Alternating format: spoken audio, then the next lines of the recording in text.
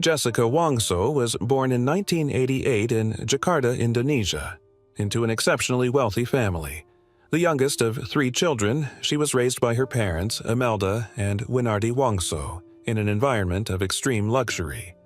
Her family owned a major company specializing in plastic imports, making them one of the largest plastic distributors in Indonesia. Her father was even nicknamed the Plastic King. In a country where most people live on an average income of around $4 a day, Jessica belonged to the privileged few.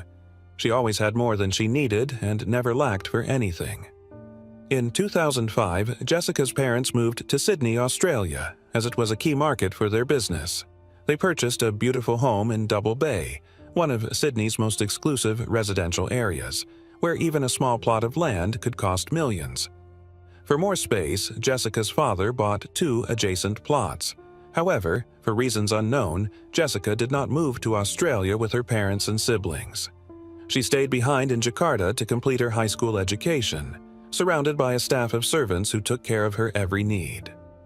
From a young age, Jessica was passionate about video games and showed a natural talent for painting, often spending hours absorbed in drawing. This passion eventually led her to pursue a degree in graphic design. After graduating from high school in 2007, Jessica moved to Sydney to live with her family and enrolled at the Billy Blue College of Design. Although her siblings were also in Australia, they led separate lives, and Jessica rarely saw them. As she started her university life, she made many friends. Her college friends described Jessica as a lively, silly girl who always entertained those around her with her humor and energy. It was during this time that Jessica met Myrna Salihin, another Indonesian student at the university. Like Jessica, Myrna also came from a wealthy family in Jakarta. Her father, Eddie Salihin, was a successful businessman. Myrna had a twin sister named Sandy and a long-term boyfriend, Arief, who was studying in Melbourne while Myrna was in Sydney. Jessica and Myrna quickly became close friends, bonding over their shared backgrounds, love for design, and strong personalities. However, they also had their differences. While Jessica was outspoken and loved being the center of attention at every gathering, Myrna was shy, modest, and preferred a simpler, more low-key life. Moreover, unlike Jessica, Myrna's family was warm and close-knit.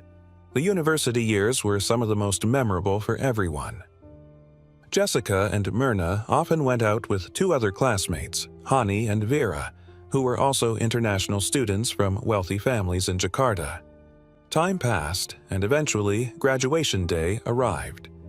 After graduation, Myrna returned to Jakarta with her boyfriend, while Jessica chose to stay in Australia with her family. In June 2015, Myrna visited Sydney for a holiday. She planned to meet her university friends and spend some time exploring the beautiful harbor city. Reconnecting with Jessica, they arranged to have dinner together. 4 years had passed since their graduation, and they had each gone their separate ways. While Myrna enjoyed a fulfilling life with her fiancé, they were newly engaged and planning their dream wedding, Jessica's life was less smooth. She was working in New South Wales and had a long-term boyfriend named Patrick, but their relationship was troubled by frequent arguments. Jessica confided that Patrick used prohibited substances and was prone to violence. She seemed to be struggling with mental health issues, becoming increasingly depressed and negative. The cheerful, lively Jessica from university was no longer there, and Myrna grew concerned for her friend. Being straightforward by nature, Myrna advised Jessica to break up with Patrick. It was clear from Jessica's stories that Patrick was not good for her and was having a detrimental effect on her well-being. However, Myrna could never have anticipated Jessica's reaction. Jessica became silent, offering no response to Myrna's advice. When Myrna finished speaking, Jessica abruptly stood up from the dining table and left the restaurant without saying goodbye. That day, Myrna learned a valuable lesson. Never advise someone on whether to marry or divorce. The friendship between Myrna and Jessica, already strained since graduation, now seemed beyond repair. Myrna told Arief that she would only meet Jessica if other friends were present.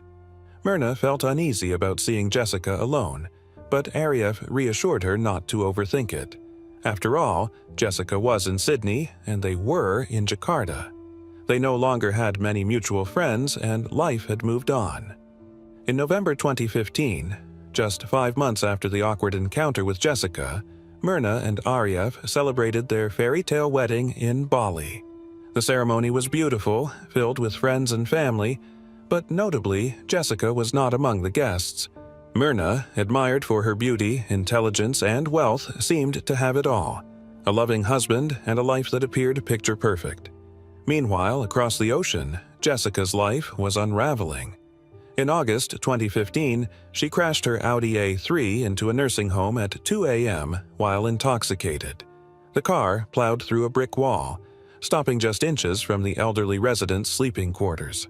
Thankfully, no one was injured, but the accident caused chaos and woke everyone in the home. Jessica sustained only minor injuries, but her car was heavily damaged. This wasn't the first time in 2015 that Jessica had found herself in an ambulance. Over the course of the year, she had been hospitalized 5 times, struggling with a deep desire to end her life. Police and emergency services were frequent visitors to Jessica's home, often arriving just in time to prevent another tragedy. But by November, her boyfriend Patrick had reached his limit.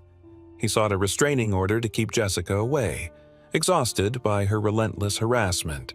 Thousands of threatening messages, including promises to kill them both if he left her. Jessica also harassed Patrick's friends and family, leaving them all deeply concerned for their safety. Jessica's life continued to spiral as she drowned herself in alcohol and engaged in increasingly reckless behavior, which eventually cost her her job. Furious and feeling like she had nothing left, Jessica began to lash out. She sent threatening messages to her former manager, detailing how she could kill both the manager and the manager's mother. With her life in Sydney in ruins, no job, no relationship, and no stability, Jessica decided to return to Jakarta. To those around her, it seemed like she wanted to start fresh, but her decision was driven by something far darker. In early December 2015, Jessica created a WhatsApp group with Hani and Myrna, 2 of her old university friends. Hani was also living in Jakarta. Although Myrna was still upset and hadn't spoken to Jessica since their last encounter, Jessica's return to Jakarta set events in motion that no one could have anticipated. Myrna didn't respond to Jessica's messages right away. However, after Jessica's persistent pleas and with Hani's involvement, Myrna reluctantly agreed to meet. Jessica eagerly messaged the group, saying she would take care of the reservations and treat them to drinks. She even asked what everyone wanted to order.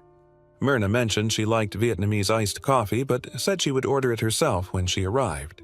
They planned to meet at 5 p.m. on Wednesday, January 6, 2016, at Oliver Coffee, a luxurious cafe in the Grand Indonesia Shopping Center. On the day of the meeting, Jessica arrived at 3:30 p.m., a full 90 minutes early. She spent some time wandering around, seemingly taking in her surroundings. In reality, Jessica was carefully observing the placement of the cafe's cameras. Eventually, she chose table number 54, a secluded spot by the wall out of direct view. By 4:15 p.m., Jessica returned with 3 shopping bags from the Body Shop. She mentioned she had bought 3 bars of soap as gifts for her friends. Placing the bags on the table, Jessica subtly adjusted them to block the camera's view. Soon after, she approached the bar and ordered 3 drinks, 2 cocktails and 1 Vietnamese iced coffee, paying for them in advance. When the server brought the drinks, Jessica ensured they were placed behind the shopping bags. After the server left, Jessica shifted her seat. Although the camera footage was blurry, her hand movements were noticeable. It appeared she was adding something to the coffee. Once she was done, Jessica stashed the bags behind her chair and returned to her seat. Myrna and Hani arrived at the cafe at 5:15 p.m., 15 minutes later than planned. By that time, their drinks had been sitting on the table for over 45 minutes. Jessica stood up to greet them as they approached. Myrna's body language indicated discomfort and awkwardness around Jessica. As they sat down, Myrna between Jessica and Hani, Jessica quickly urged Myrna to try the coffee. Unaware of what was to come, Myrna took a sip. Almost immediately, she knew something was wrong. She waved her hands frantically, telling Hani that the coffee tasted terrible. Though she barely touched the drink, that single sip was enough to seal Myrna's fate. Less than a minute later, Myrna's head snapped back in what would be her final movement. She began to vomit, foam at the mouth, and convulse before collapsing to the ground, all within minutes. Chaos ensued. Servers and the manager quickly came over to help while Hani desperately tried to wake Myrna, who was completely unconscious. The manager told the staff to call an ambulance and bring oxygen tanks. As other customers watched in shock, Hani screamed and cried uncontrollably. Only Jessica stayed eerily calm and emotionless. Later, the restaurant manager told the police that she first thought Myrna was having an epileptic seizure. But Jessica immediately glared at her and accused, "What did you guys put in the coffee?" The manager, confused and offended, wondered why Jessica would blame them for tampering with the drink. Jessica's accusation made the manager suspicious, so she told the staff to seal the coffee cup as evidence. If Jessica hadn't spoken up, this key piece of evidence might have been thrown away. Meanwhile, Hani called Ariev, telling him that Myrna was having a seizure and foaming at the mouth. Ariev was filled with panic and rushed to the hospital, but by the time he arrived, Myrna had passed away. The doctors did everything they could, but it was too late. Ariev was heartbroken. Just 2 months after their wedding, his future with Myrna was gone. Myrna Salihin died at 6:30 p.m. on Wednesday, January 6, 2016. Her family and friends were in shock, struggling to understand how a healthy young woman could suddenly die. Just 2 months earlier, they had celebrated her wedding, and now they were gathered around her coffin in grief. The suddenness of her death, along with the strange circumstances, immediately raised suspicions. At the funeral, Jessica's strange behavior stood out. She seemed irritated and didn't shed a single tear, which made people wonder even more. Why had she insisted that Myrna drink the coffee?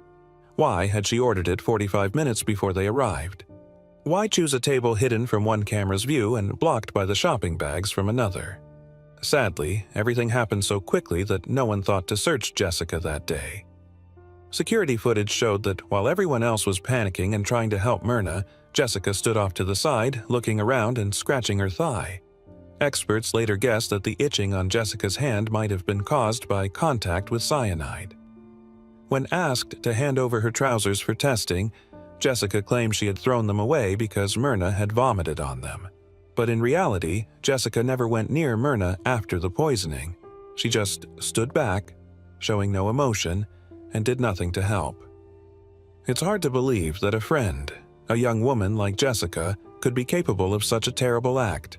But her cold, distant behavior and suspicious actions left many wondering what she was really capable of. The manager handed Myrna's coffee to the police for investigation. 3 days later, the test results came back.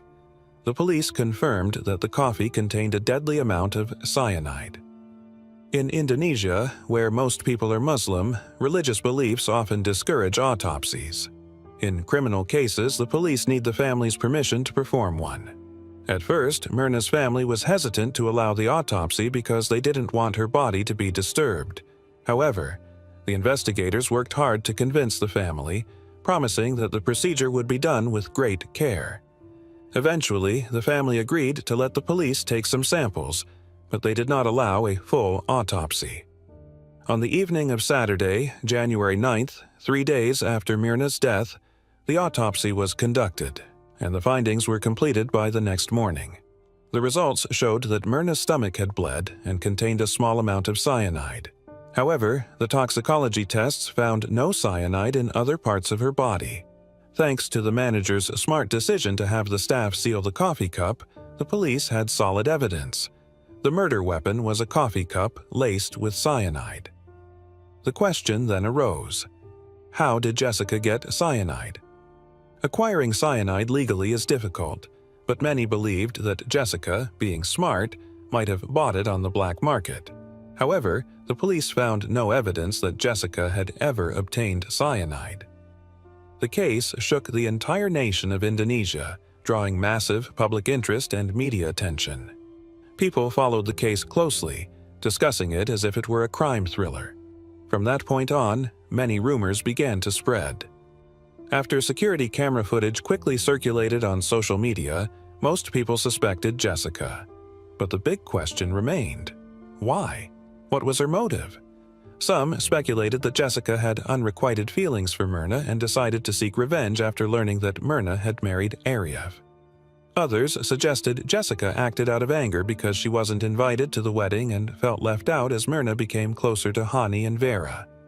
eerie, Myrna's husband, thought that Jessica was upset because Myrna had advised her to break up with her boyfriend.